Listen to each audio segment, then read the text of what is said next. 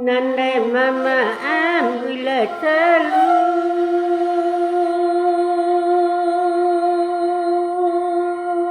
ya nade nai tabadendang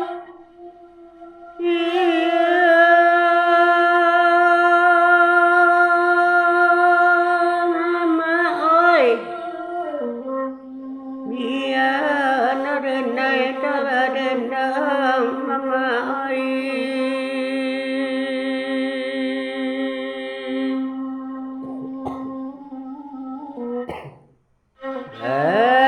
nang kawanai tu di kampung banteng dapat salam tengok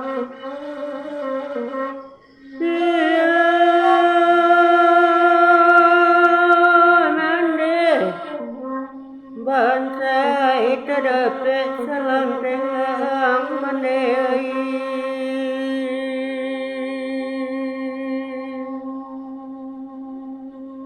sen saya panen ko dan mane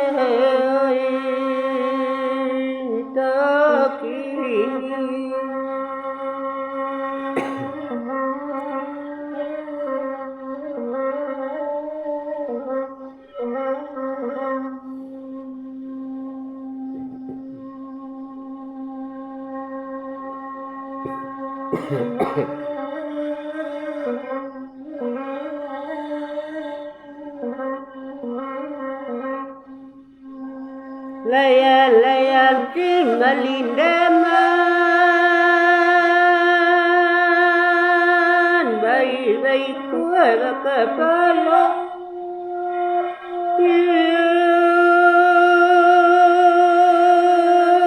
ya ma ya bayi kuat kepala amai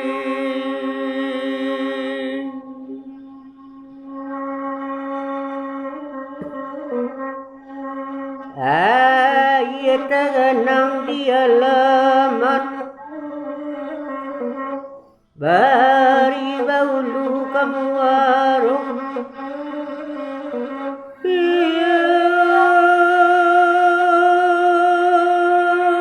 ikanai kaki ya baulu kamu warung kanduai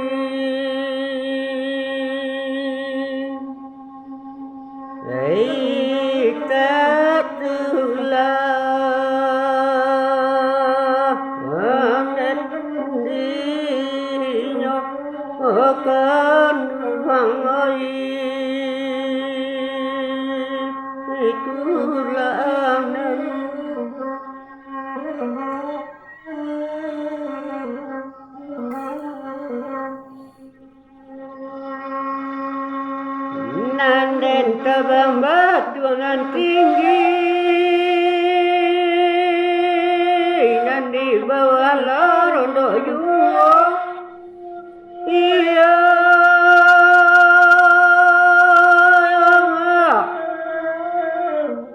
nandi bawah lorondo pulo amai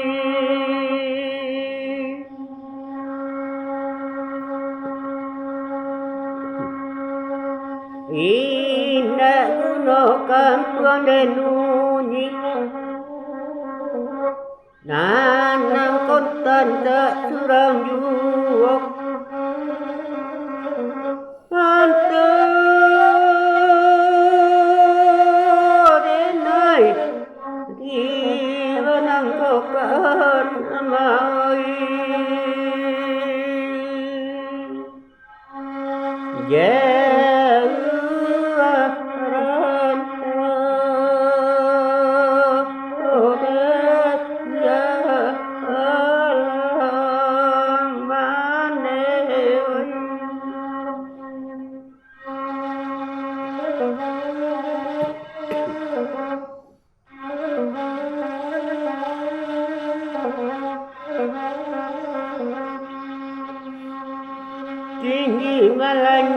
segala batu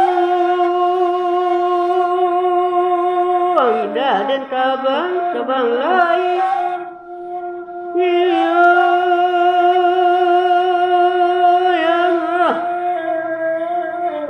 indah dan tabang lain yang lain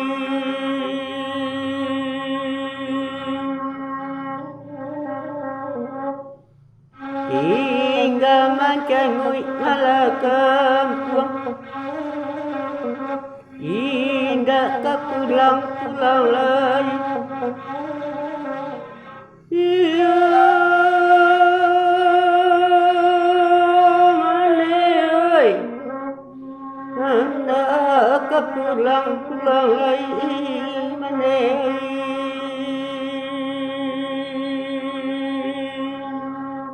dan saya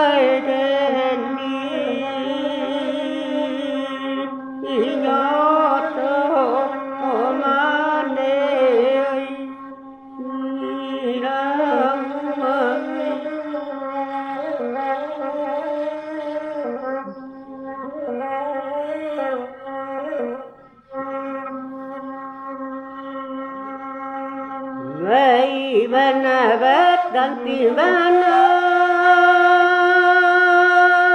seru ambil tapi ngalor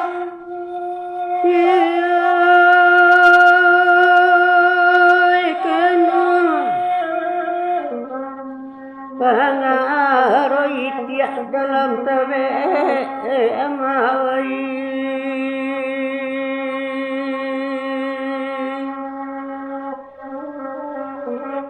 lai banade badun sana den pika dulu baban bare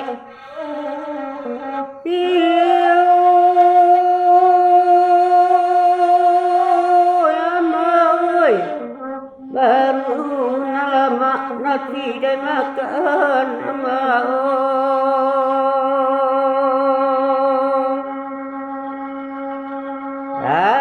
antara di dan olah di dan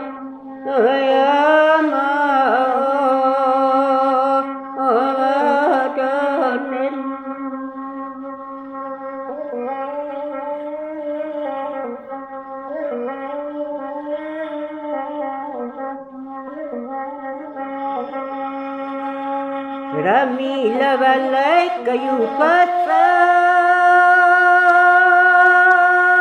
Rami de anak ketua alam Tiawi kandung Rami de anak ketua alam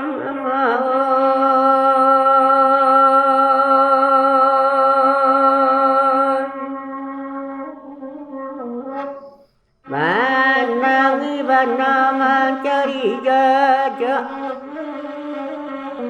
jajak dilipui hujan malam ya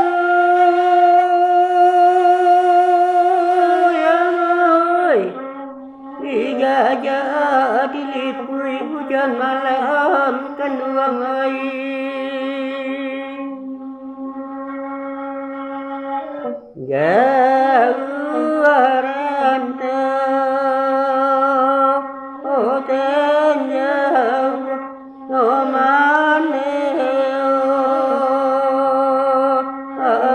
anaknya di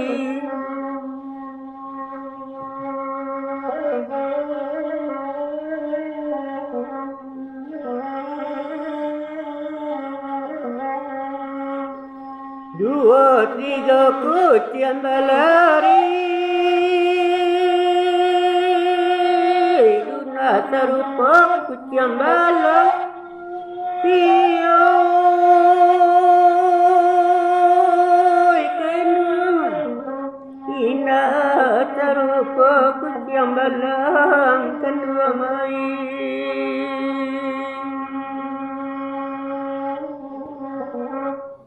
dua tiga dapat diganti.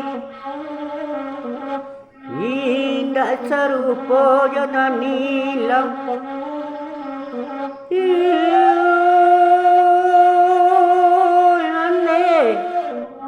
Indah serupa jangan hilang.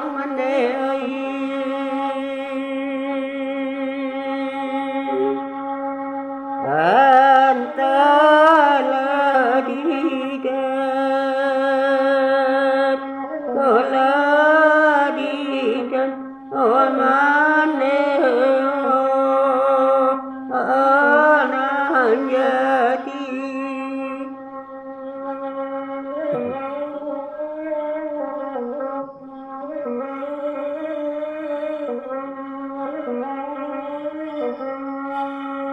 Ala dan ukur dan kelokan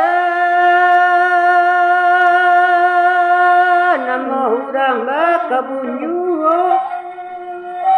piyo ama nama orang bakal bunyi ama.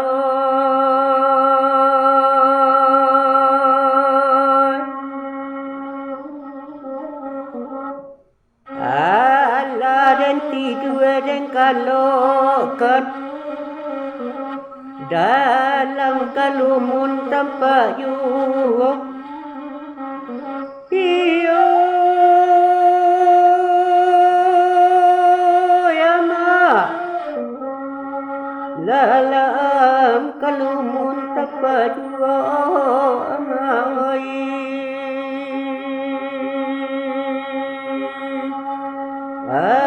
Antara dikat mayamai kamaden pai aden pai.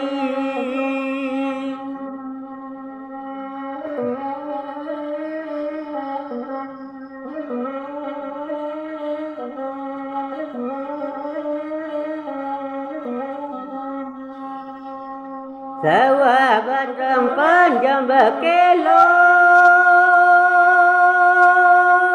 nanti bawa lorong untuk pulau. Iya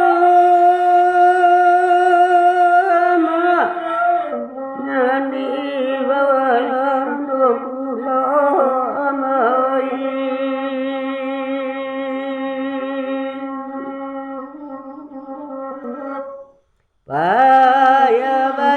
Cinta nanelo